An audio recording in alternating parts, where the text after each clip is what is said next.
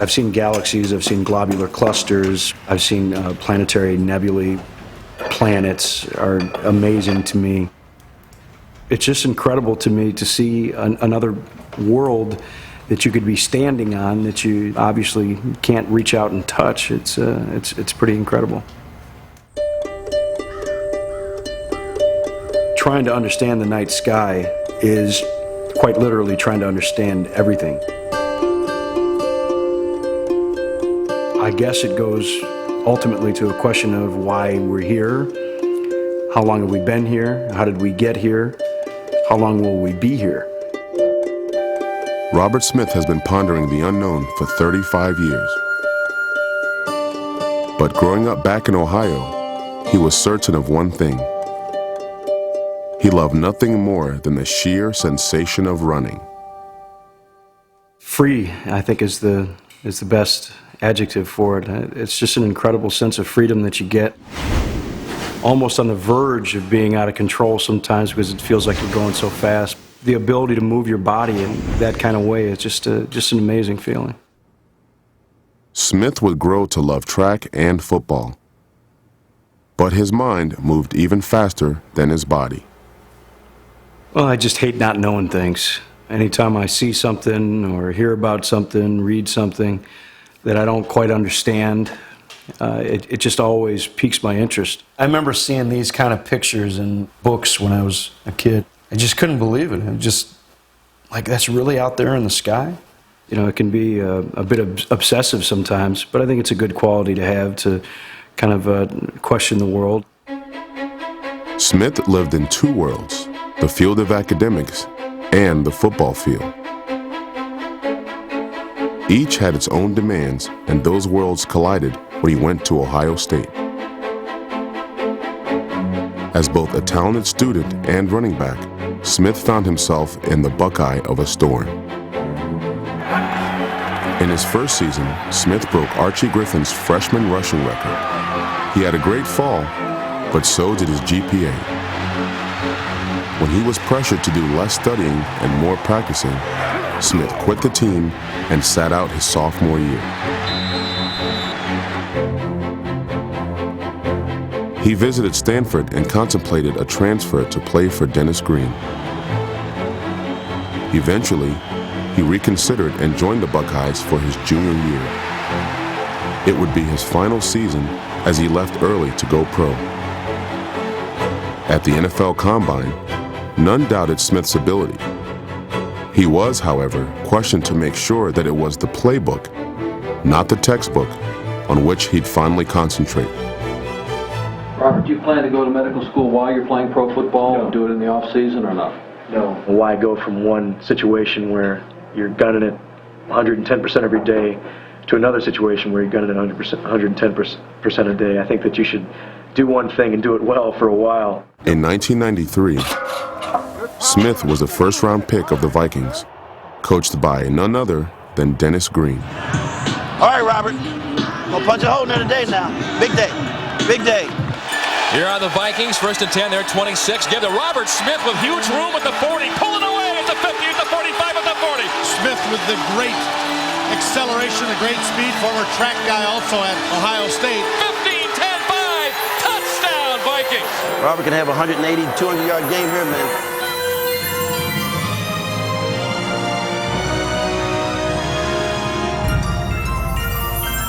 Smith soon became an NFL star, but there was no order in his universe.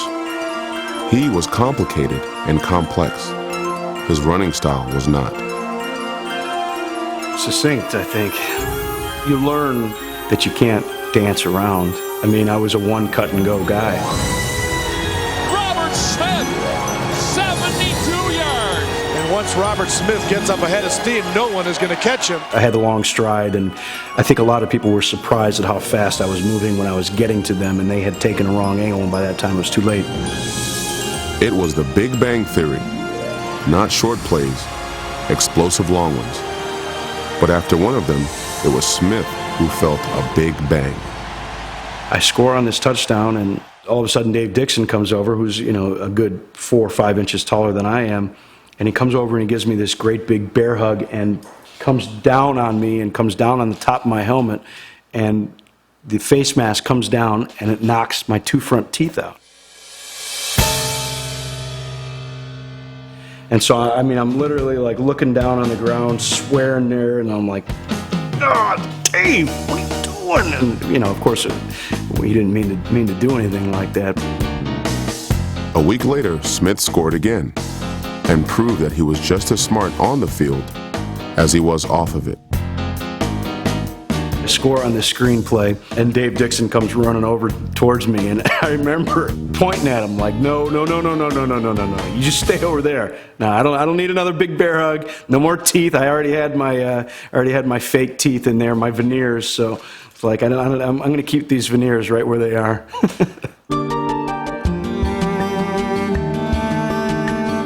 Without his front teeth, and sometimes minus a shoe, Smith kept reeling off his patented long touchdown runs. To some, it wasn't enough. Critics said that he ran too upright, took too many hits, was injury-prone, and perhaps didn't have the stomach for the game.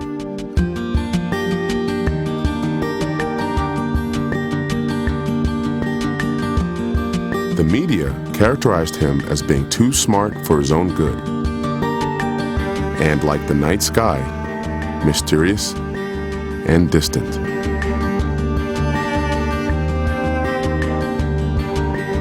Maybe someone here knows why they celebrate VJ Day.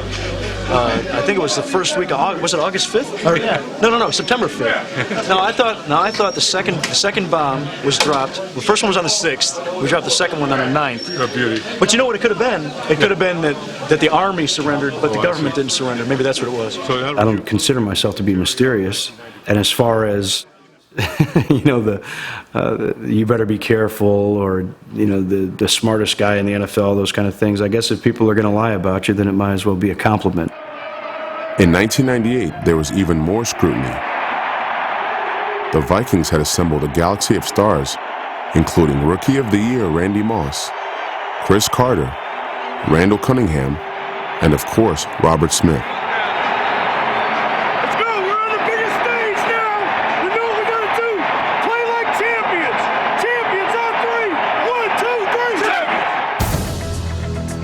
Smith went to the Pro Bowl, and the Vikings set the NFL record for the most points scored in a season.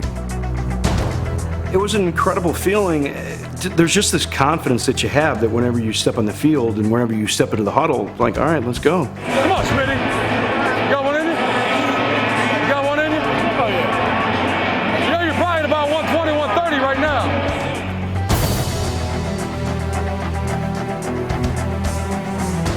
Minnesota finished one win short of the Super Bowl. But Smith rolled on and broke Chuck Foreman's team rushing record. We talked about Robert Smith on the verge of breaking some Viking all-time records. Boy, that run, I think, put him over the top. Give him a big dose of Robert Smith. What we'll do. In 2000, Smith led the NFC in rushing with over 1,500 yards. He was a star of the highest magnitude. The game really slowed down for me that year, more than any other time, and I just felt completely in my element, completely comfortable. I felt as if at any time, if we needed to win a ball game, they could rely on me to hand me the ball in any situation, and I could take the game over. I'd never felt more comfortable playing. His finest year would be his last. At age 28, Smith suddenly retired after just 8 seasons. It's better to walk away early than to limp away late. You know, if you'd pay any amount of money to get your health back if you lost it, then there's no amount of money that's worth the very real chance that you'll lose it. That's the way that I saw it.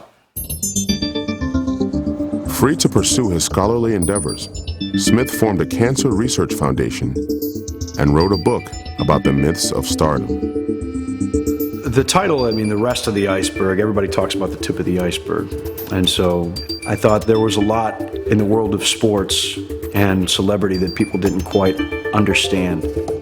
Look below the surface, so to speak, and start to really investigate the different sides of the issues. When Smith dug deeper into his own life, he discovered a black hole. Ironically, only football could fill it. I missed it more than I thought I would, but I wasn't happy until I had the game back in my life. It's also helped to heal my mind and my emotions in the grieving process in losing something that I didn't even realize I was losing. Smith returned to the field, this time as a coach. Let's go now. Touch and go, touch and go. He works with the running backs and secondary at a high school near Fort Lauderdale. Come up on it. He doesn't belittle the kids. He doesn't put them down. You know, it's all about getting better. He builds them up, and that's what he's here for. He's trying to figure out everything to help us get better as players, giving us little tips. It's like constructive criticism, so, you know, he's only trying to help you get better. I mean, the longer you keep those together, you know, the less he knows about what's going on. When they apply something that you've coached them, that's an amazing feeling. It's like, you know, they finally got it. So you hope that you, at some point, that you can improve all areas of their life and help them to realize that what happens on a field or what happens in a classroom really aren't that different. In the past, Smith had to deal with the conflicting demands of coaches and teachers. Now he's both, and his players see things in a cosmic new way. Once you can start seeing individual stars, focus off to the field of view on the side somewhere, and then you'll be able to see it a little bit better. You know, they had never looked through a telescope before. And then once you're able to see stars, focus your eye off to one side or the other, and then that hazy patch in the middle is the galaxy itself. They were able to see the Ring Nebula, and it's amazing when that spark is lit. There's a wow, that's cool kind of moment that happens, you know, regardless of the age of that person. Robert Smith has proven that you can reach for the stars with your feet firmly on the ground or running at full speed. My best work is not yet done, but I know that there are differences in a lot of different things that I can make. I couldn't be happier with the way the things turned out.